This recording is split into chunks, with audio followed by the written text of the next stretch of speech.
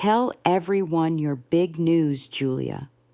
The words rang through the Thanksgiving dining room like a victory bell, and everyone raised their glasses, toasting the family's favorite Julia Mitchell, the brand new attorney in Dallas. I sat quietly across the table, swirling my cinnamon chai, smiling politely.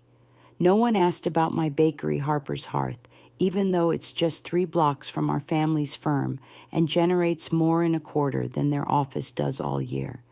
To them, I was still just Harper, the artsy one who bakes cupcakes while the real adults build careers. When Aunt Janet finally turned her syrupy gaze my way, still making cupcakes, dear, I smiled and nodded. They didn't know I'd just secured a multi-million-dollar contract that morning. They didn't know I owned the building their accountant parks under. And they certainly didn't know that the Carter Tech deal Julia was bragging about was ultimately being signed in my office. Sometimes people laugh at your journey because it doesn't look like theirs, but success doesn't always wear a suit. Sometimes it smells like fresh bread comes with a side of espresso and quietly buys the entire street while nobody's watching. I didn't need to prove myself with words. Tomorrow, the contracts would speak for me. Thanksgiving dinner at the Mitchell family villa in Galveston always felt like a stage play. Everyone in costume lines rehearsed applause, ready for the chosen star. This year, the spotlight, as usual, shined on Julia.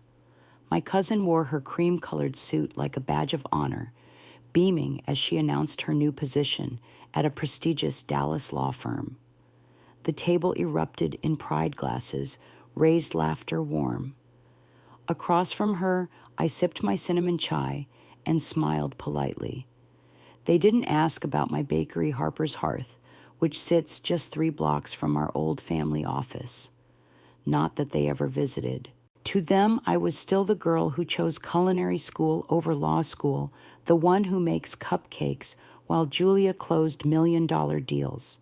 Aunt Janet's voice broke through the clatter of silverware, still kneading dough. Harper, I nodded. It keeps me plenty busy. What I didn't say was that Harper's Hearth isn't just a bakery anymore. It's the cornerstone of a real estate portfolio spanning 6 cities. I didn't tell them about the rental properties I quietly acquired, the hotel supply chain contract I'd signed that morning, or the Carter Tech merger. Julia bragged about the same Carter Tech, now leasing office space, I own under a shell company. To them, I was still the one frosting cupcakes. But I wasn't offended. I'd learned long ago that people only see what they're willing to see, so I let them underestimate me. That evening, Grandma cornered me in the kitchen. Harper, you're smart. You could have had Julia's life, the Tesla, the condo, the security. I almost laughed. If she only knew I'd paid off a penthouse overlooking the coast, mortgage-free, all from the profits of my unstable business ventures. But I didn't need to prove anything. Not that night. The next morning, everything changed. At 9 a.m., I was back at the bakery, the scent of cinnamon rolls filling the air. The storefront buzzed with regulars, while the real action waited upstairs, a sleek office space built above the bakery, discreet and powerful. Charles Whitaker, one of the region's top commercial developers, walked in, like usual, asking for a cappuccino. But this morning wasn't routine. We stepped into the glass-walled room in the back, just as Julia walked in, surprised to see Charles there. "What are you doing here, Harper?" she asked, eyeing the espresso machine. Charles smiled and invited her to join the meeting. Confused but intrigued, she followed us inside. Then Grandpa and Uncle Ron arrived, their eyes darting between Charles, Julia, and me. "What's going on?" Grandpa asked. This I said. Flipping open a binder on the table is the consolidation agreement for Mitchell Bay Capital. I mirrored the presentation to the wall, a satellite map of Galveston block after block outlined in gold. Restaurants, offices, retail spaces, all mine. Silence. Julia's face turned pale as she recognized property names from contracts she'd worked on. "These are your shell companies," she whispered. "You own all this, yes," Charles said. "Harper's the strategic mind behind it all." You could have heard a pin drop. For years, I let them believe I was a failure, the girl who chose flour over finance. But while they mocked my path, I built an empire they never saw coming. And now they didn't just respect me, they had to answer to me. Because sometimes the quiet one at the end of the table is building something they'll all depend on. And sometimes the best power move is showing up in an apron and walking out as the owner. When Julia walked into Harper's Hearth that morning, she expected cinnamon rolls and cappuccinos, not a boardroom. And certainly not her cousins sitting at the head of the table with the kind of quiet power Julia had spent her entire legal career chasing. But let's rewind to the night before. At Thanksgiving dinner, held in a glowing beachfront villa in Galveston, Texas, the Mitchell family did what they always did: celebrate Julia. She had just passed the bar, secured a position at a top Dallas law firm, and was, as Uncle Ron declared, the pride of the Mitchells. I sat there sipping my chai, smiling politely, as Julia basked in her usual applause. No one asked about my bakery. No one mentioned the boutique contracts I'd just finalized. No one knew I had quietly become a dominant force in regional property ownership, and I was fine with that. When Aunt Janet asked with a sugar-sweet voice, "Still baking cupcakes?" Harper, I smiled and said, "It keeps me busy." I didn't mention the real estate deals, the startup investments, or that I held a controlling interest in Carter Tech's headquarters, the very company Julia's firm bragged about representing.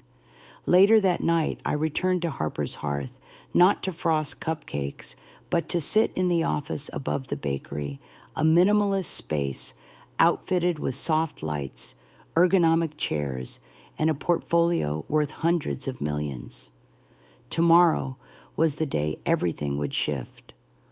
All of my properties, shell companies, and holdings were being consolidated under one name, Mitchell Bay Capital.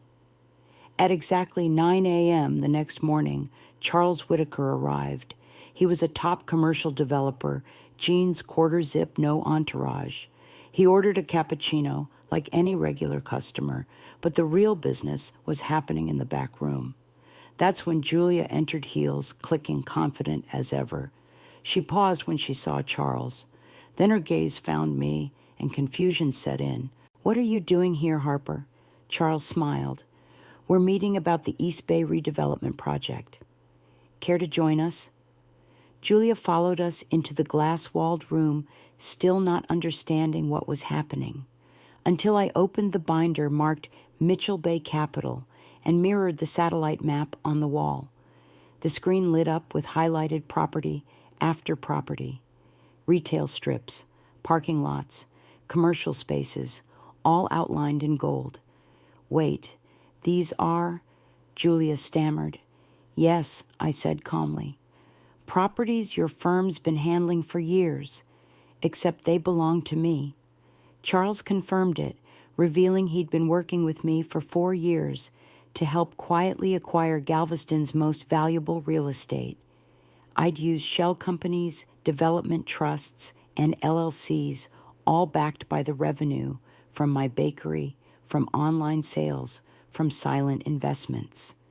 While the family had been laughing over my side hustle, I'd been buying the ground beneath their offices. Grandpa and Uncle Ron showed up just in time to hear the tail end of the announcement. They were stunned. "You run a bakery," Grandpa said, still trying to make sense of it all. "The bakery was just the start," I replied. "It gave me cash flow, community presence, and a front row seat to how undervalued this district really was." The room fell quiet. Julia reached for the binder flipping pages like she was searching for a loophole. But everything was real. Every contract, every signature, every dollar accounted for. Eventually she whispered, "This is worth hundreds of millions." I nodded. And just like that, the family's narrative shattered. I didn't build this empire to prove anything.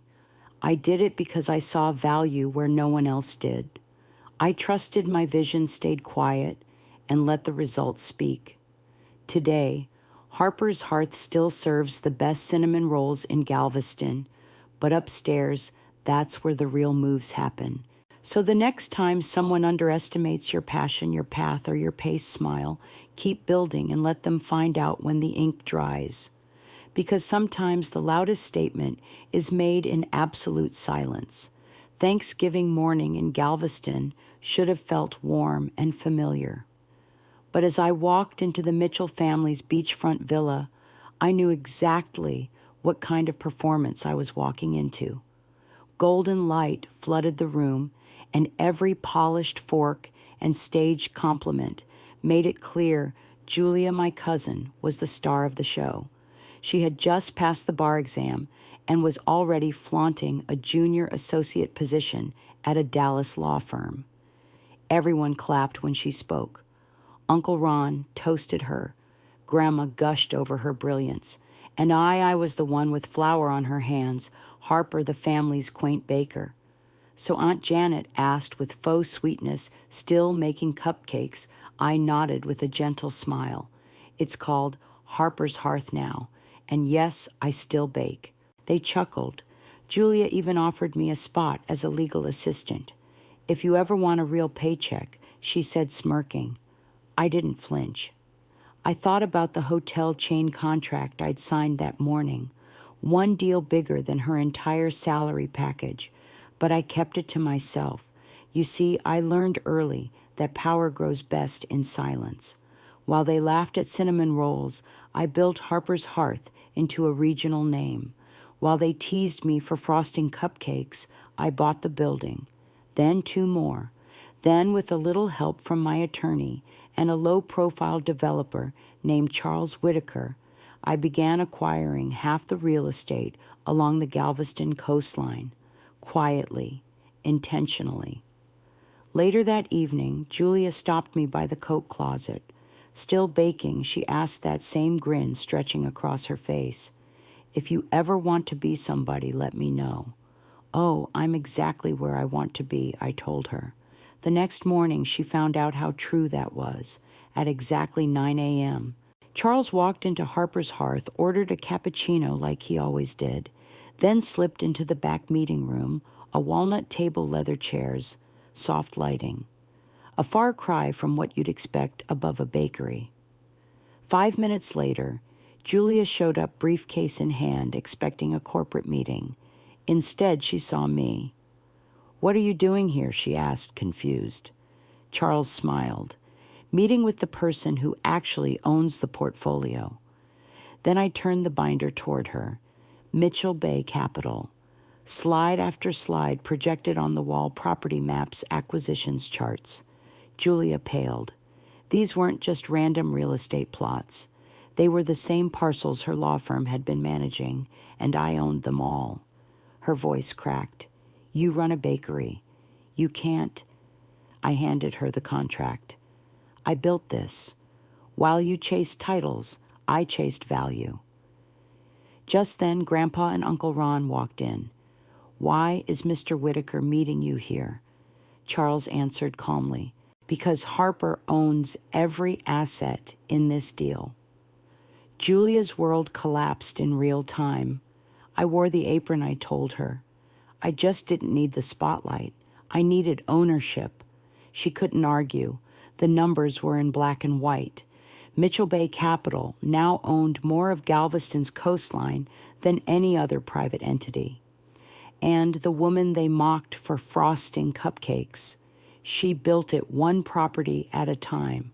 So when people ask what success looks like, sometimes it wears a blazer, sometimes it wears an apron, and sometimes it buys the street your law office sits on and lets you find out when you walk in for coffee. That morning, I didn't just serve pastries, I served perspective. Growing up in the Mitchell family meant your success was measured in resumes, press releases, and praise at the dinner table. So every Thanksgiving was less about turkey and more about subtle resume battles. And for years, I, Harper Mitchell, was on the losing side. This year was no different, at least that's what they thought. My cousin Julia, the pride of the family, had just passed the bar and landed a cushy job at a prestigious law firm in Dallas. Everyone clapped. Toasts were raised. Even Grandpa got misty-eyed. To Julia, Uncle Ron said the future of our family name, and then came the moment I'd been dreading and preparing for. "And what about you, Harper?" Aunt Janet asked, her voice glazed with condescension, still making cupcakes. A few chuckles followed. I smiled. "Yes, I still run Harper's Hearth." "Oh, Harper's Hearth," Julia said with a laugh. "That little bakery on the corner. If you ever want to try a real career, we could get you in at our firm. Maybe legal compliance." I sipped my chai and nodded politely. What none of them knew was that earlier that day, I'd finalized a multi-million-dollar real estate merger. I was now the majority stakeholder in Mitchell Bay Capital, a holding company that owned nearly half of downtown Galveston. But I wasn't ready to reveal that yet. Instead, I let them talk. About Julia's condo, her designer heels, her company's upcoming merger with Carter Tech, a merger I'd been orchestrating from behind the scenes through shell companies they didn't even know existed. Later that night, Grandma pulled me aside as I cleaned up dessert. "You're smart, Harper," she whispered. "You could have been like Julia. Don't you want real success someday?" I smiled softly. "I already have it, Grandma, just in my own way." The next morning, Julia arrived at Harper's Hearth with her legal briefcase, expecting to meet a big-time real estate developer. Instead, she found Charles Whitaker, one of the most influential developers in the Gulf Coast region, casually sipping a cappuccino and waiting for me. "Harper," she asked, confused, "you're hosting the meeting." Before I could answer, Charles chimed in. "Miss Mitchell owns every property in the deal. I'm just helping her pull the strings." Julia blinked. "Wait, what we invited her into the private back room of the bakery, walnut conference table, projector, full acquisition binder." As I clicked through the slides, Julia's face slowly fell. Coastal Nest Holdings, East Harbor Trust, Gulfway Ventures, all the names she'd written contracts for, all under Mitchell Bay Capital, my company. "You own all of this," she whispered, stunned. I nodded. "And I've used your firm to process most of the contracts. You've done great work, just didn't know who you were working for." Then the door opened. Grandpa and Uncle Ron walked in even more confused. "What's going on?" Grandpa asked. Charles stood, just finalizing a deal. Harper's consolidating the downtown corridor. She now owns more commercial property here than any other private investor. Their jaws dropped. Julia turned to me, eyes wide. "But you wear an apron." I smiled. "And sometimes I wear heels, but I never needed your titles to prove my worth." As the ink dried on the final contract, Julia sat quietly. For once there was no smirk, no suggestion, just stunned silence. Sometimes success isn't loud. It doesn't show up in a press release or a corporate office. Sometimes it smells like fresh bread. Sometimes it wears an apron. And sometimes it quietly buys the street your office sits on. I didn't build this empire for applause. I built it because they said I couldn't. Now they'll never forget who I am. Thanksgiving dinners with the Mitchell family always felt like boardroom evaluations disguised with cranberry sauce. Between the wine toasts and the turkey, every conversation was a subtle competition, and I never used to win. For years, I was just Harper, the one with the little bakery, while my cousin Julia was the star. Julia, the lawyer. Julia, the future of the family. Julia, who always got the credit, the spotlight, and the seat closest to Grandpa at the table. But that year, everything changed. Julia had just shared her latest triumph, closing a major corporate deal and being tapped for junior partner. The family erupted with applause. She even made a dig offering to help get me a real job as a legal assistant. If the cupcakes ever stop selling, she added with a smirk. I smiled, sipped my tea, and said nothing. Because earlier that day, I had signed the final merger documents for Mitchell Bay Capital, a real estate portfolio worth hundreds of millions with holdings across the Texas Gulf Coast, many of which Julia's law firm unknowingly processed on my behalf. All legally sound, all hidden behind names like Gulfway Ventures and Coastal Nest Holdings. The bakery, that was just the storefront. The real business happened upstairs, and the next morning it would all come to light. At 9 a.m., sharp Charles Whitaker, one of the most respected real estate developers in the region, walked into Harper's Hearth for a cappuccino. No one knew our meetings over lattes were actually contract signings. Then the door opened again. Julia stepped in briefcase in hand, ready to meet with what she assumed was a prospective client. "Charles," she asked, surprised. "You're here already. I preferred to meet where the real decisions happen," he said, motioning to me behind the counter. She froze. "Wait, why is Harper—" "Miss Mitchell," Charles interrupted smoothly, "is the key party in this deal. This is her company." I invited them both into the back room, a sleek office tucked behind the bakery's warmth.